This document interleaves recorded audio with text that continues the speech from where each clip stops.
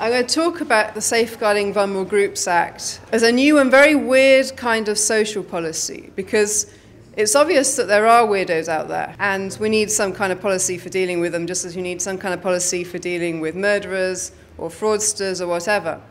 But I guess in the past, the kind of role of social policy was to identify a problem, identify those problem individuals, find out who they are, deal with them. And what happens now is completely the opposite, which is that, rather than kind of say, okay, we have these people on our files, we'll make sure they don't get jobs working with football clubs. Instead, you do it the other way around and kind of say, we have to check every single football referee in the country. And I think that the role of social policy has fundamentally shifted from being about finding problem behavior to essentially identifying anybody who has any kind of relationship with a child and saying, we flag this as a kind of cause for concern. So if you look at the Act, for example, the thing they talk about all the time is access to children. You have a particular job, which means going into a playgroup, whatever. You have access to children, which is essentially redefining having a kind of role or a relationship as grooming, yeah, or potentially grooming.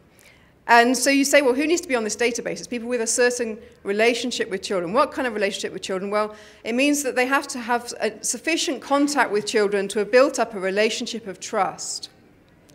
So basically you do something every month with children, or you do something for 3 days at a time, but all the measurements in terms of whether you should be on this database, whether the government should be watching you, all to do with what kind of degree of a relationship do you have with a child. None of it's to do with whether you've behaved weirdly or whether you have any kind of record or anything like that. The paedophile kind of exists now at the back of our minds, at the back of everybody's mind, which is weird because it's such a weird way of looking at the world. It's such a twisted kind of mentality. But yet millions of people of us now walk around with a paedophile at the back of our minds. And what does it represent? But it's our own bad faith, our own sense that we could potentially be contaminating towards others. In the name of child protection, really ordinary behaviours become unacceptable. For example, touching a child's arm, being alone in the room with a child, taking photographs, a nativity play. Parents will genuinely say, we're not taking photographs in the name of child protection. And what is that about? Paedophiles, have they got some kind of, Mary and Joseph fetish? Has any paedophile ever been caught with pictures of a child nativity play? So what we have this sense is that we're all kind of potentially contaminated as adults.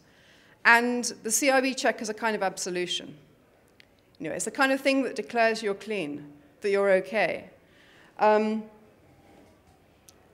in the past, yeah, you would get one CRB check, but then, of course, you've had one CRB check, so actually the next day you're not clean. And that's the need for repeat CRBs. So they'll be continually checked, they're okay, that they're clean. And what this really means is that any relationship that is not mediated through authority is potentially contaminated, is dirty. But the trouble is that this kind of creates a continual demand where you're always kind of thinking, what am I allowed to do? And you are always kind of looking for the third party, for the official figure, to sanctify whatever your action is. So you kind of get these big kind of front page stories on the paper, CRB scandal, and you kind of look down and you think, my God, it's some kind of murderer got through or something. And what it is a reporter got into a school and she was not checked, and she was not checked for a whole day in the school, and nobody made sure that she was checked. No, the reporter didn't abduct a child and lock him in a shed and no one noticed. I think the other thing is that when kids become 16, they start being CRB checked themselves. And that becomes the first thing they do as a right of adulthood, before they drive, before they vote, before in any sense they've taken on the responsibilities of adulthood. So what message does that send about what adulthood is? Adulthood is not about becoming responsible, it's about becoming a risk.